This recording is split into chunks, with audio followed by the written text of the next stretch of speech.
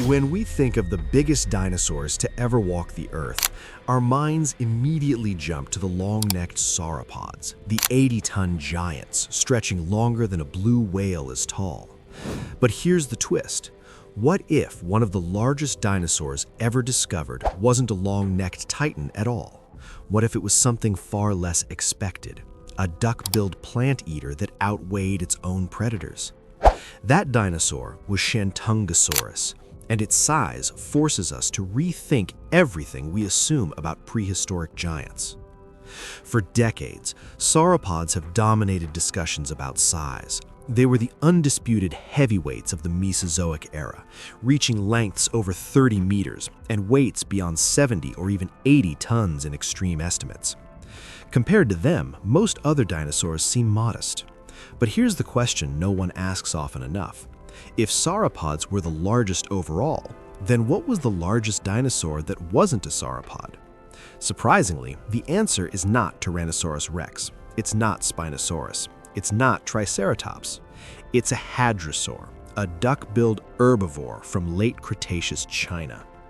Shantungosaurus was first described in 1973 after paleontologists uncovered large, scattered fossils in the Guangxi Group Formation on the Shandong Peninsula. At first glance, the sheer scale of the bones suggested a sauropod. They were simply massive. But as researchers examined the skeletal structure more closely, it became clear this was something else entirely. The bones belonged to a hadrosaur, a group known for plant-eating dinosaurs with beaked mouths and complex dental systems. That revelation was shocking. Hadrosaurs were large, yes, but this was on an entirely different level.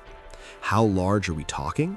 The most complete specimen measured about 14.7 meters in length and weighed over 13 tons. Some individuals are estimated to have reached roughly 16 to 17 meters long and possibly 16 to 18 tons in mass. Even conservative estimates place it well above every known theropod predator. Pause for a second and imagine that. A plant eater heavier than Tyrannosaurus rex, built like a moving wall of muscle and bone.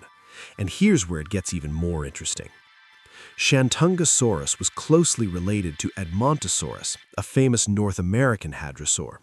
Despite being separated by continents, both species share similar skeletal traits and advanced dental batteries. Yet Shantungosaurus outscaled its relative. The exact answer remains uncertain, but its environment may hold clues. Shantungosaurus lived roughly 70 million years ago during the late Cretaceous in what is now eastern China. The region was a warm, humid floodplain rich in vegetation. Rivers and seasonal floods nourished dense plant life, creating a thriving ecosystem. And in that environment, Shantungosaurus appears to have been one of the dominant giants. Few other animals could rival its size or ecological influence. But let's address the obvious question. Every dominant species still faces challenges to survival. If it was that big, what could possibly threaten it? Even giants must contend with predators and environmental pressures. The largest known predator in the same region was a tyrannosaur called Zhuchang tyrannus. It was a formidable carnivore, weighing roughly 5 tons. Its powerful jaws and sharp teeth made it one of the top hunters of its ecosystem. That sounds enormous until you compare it to a fully grown Shantungosaurus, potentially 3 times heavier.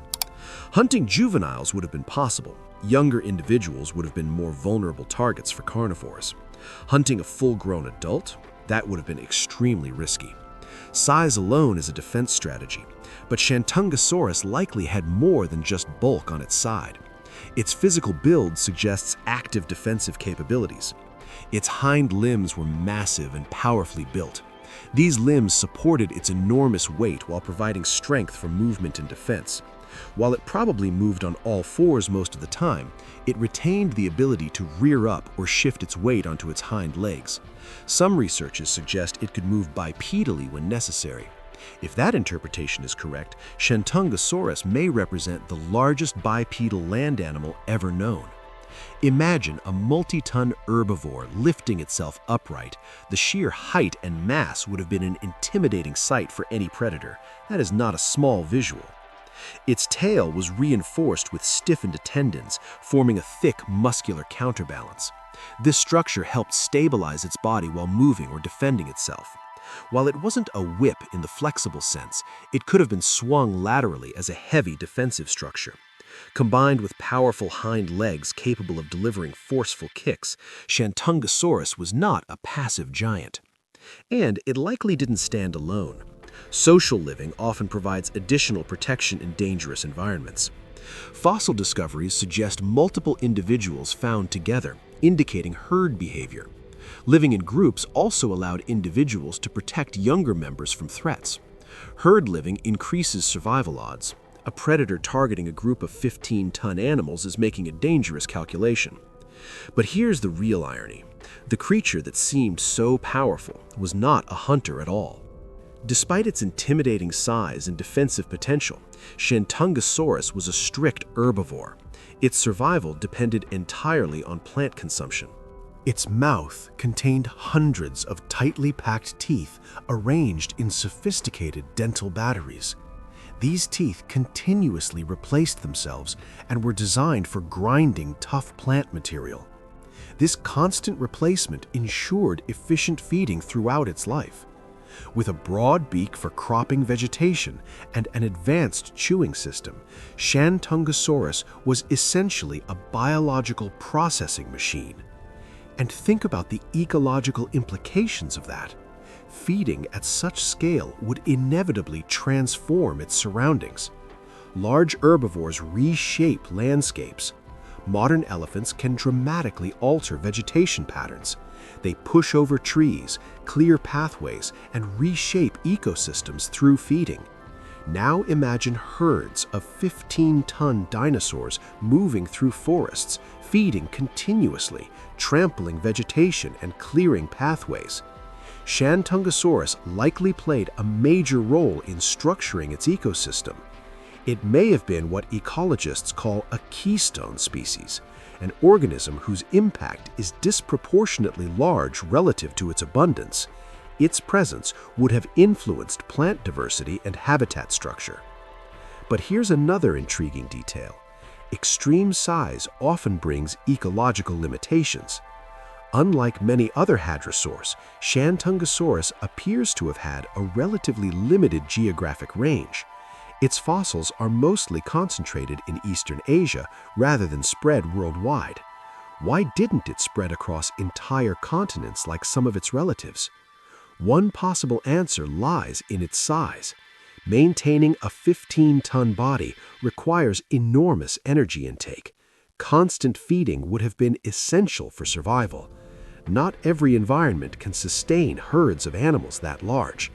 Its extreme size may have limited where it could survive long term. In evolution, advantages often come with trade-offs. Gigantic size increases survival, but also demands greater resources. And eventually, even giants disappear. No species remains dominant forever. Shantungosaurus survived for millions of years, but it ultimately vanished from the fossil record before the end Cretaceous mass extinction. The reasons remain debated. Environmental changes, volcanic activity in the region, shifting vegetation patterns, or evolutionary transitions into related species are all possible explanations. No single cause has been definitively confirmed. What is confirmed, however, is this. No later non-sauropod dinosaur ever reached its extraordinary size. Its evolutionary peak remains unmatched. And when we compare it to the largest land mammals that ever lived, such as the giant prehistoric elephant Paleoloxodon pneumaticus or the enormous rhino relative Paraceratherium, Shantungosaurus remains highly competitive in both length and mass.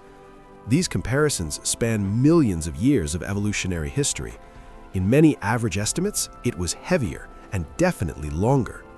That gives it a remarkable title, one that reflects its extraordinary place in Earth's history. Not just one of the largest non-sauropod dinosaurs, a record holder among prehistoric giants, but potentially one of the largest non-sauropod land animals ever to walk the Earth. Its size pushed biological limits. And here's the final thought that makes this discovery so compelling. It changes how we think about power in nature. When we imagine prehistoric power, we think of teeth and claws. We think of predators at the top of the food chain. But Shantungosaurus flips that narrative. It shows us that evolution sometimes produces dominance not through aggression, but through scale. A plant-eating, duck-billed dinosaur became one of the most massive land animals in history. Its success came from growth rather than predation. It was not a hunter. It relied on size rather than attack. It was not armored like a tank. Its defense was sheer magnitude. It was simply enormous. Its presence alone shaped its environment. And sometimes, enormous is enough. Before us, there were giants. Before our cities, there were empires of bone and scale. If you want to uncover the secrets of what ruled this planet long before humanity, subscribe to What Lived Before Us and step back into deep time.